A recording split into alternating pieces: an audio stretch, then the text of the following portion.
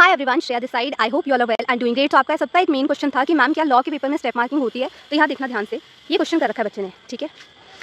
अब यहाँ पे ये लास्ट ही क्वेश्चन है इन्होंने करा हुआ, ठीक है, बट इनको थोड़े से ही मार्क्स मिले, चाहे 0.5 ही लिखा भी इन्होंने थोड़ा सा ही है, बट मिले हैं, ठीक है। इसलिए देखो, अगर आपका पेपर शुरुआत में आपको बन रहा है, अपने पेपर को एकदम क्वालिटेटिव रखो कि भाई क्वालिटी होनी चाहिए आंसर्स में कि नंबर दे रहा है एग्जामिनर, ठीक है।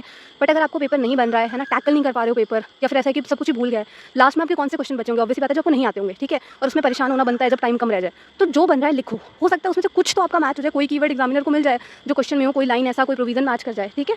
तो स्टेप मार्किंग तो होनी है, इसलिए ध्यान रखो कि आप अपने क्वेश्चंस में बढ़िया तरीके से लिख कर आओ जो बन रहा है। लास्ट में टाइम कम, ऐसा नहीं कि भाई एक ही क्वेश्चन करना है बिल्कुल सोच आज के, ज़्यादा से ज़्यादा पेपर अटेम्प्ट करने की कोशिश करोगे तभी मार्क्स बनेंगे। हो सकता है लॉ ही आपके एग्रीगेट के 2-3 नंबर जो रह रहे हैं उनको पूरा कर दे, या फिर आप लॉ में फेल हो रहे हो तो वहीं पे वो कवर अप हो जाए, ठीक है। 0.555 ऐसे करके भी मिलते रहे ना तो आप पास हो सकते हो। 0.5 कम नहीं होते जब 4-5 क्वेश्चनों में भी आपको इतने मिल जाएंगे करके, ठीक है। तो इस चीज़ पर ध्यान दो और बढ़िया तरीके से याद रखो, क्योंकि आपने वो एक्ट पढ़ रखा होगा एक बार, और आपको जब आप क्वेश्चन पढ़ोगे ना उसका कुछ ना कुछ तो बन ही जाएगा।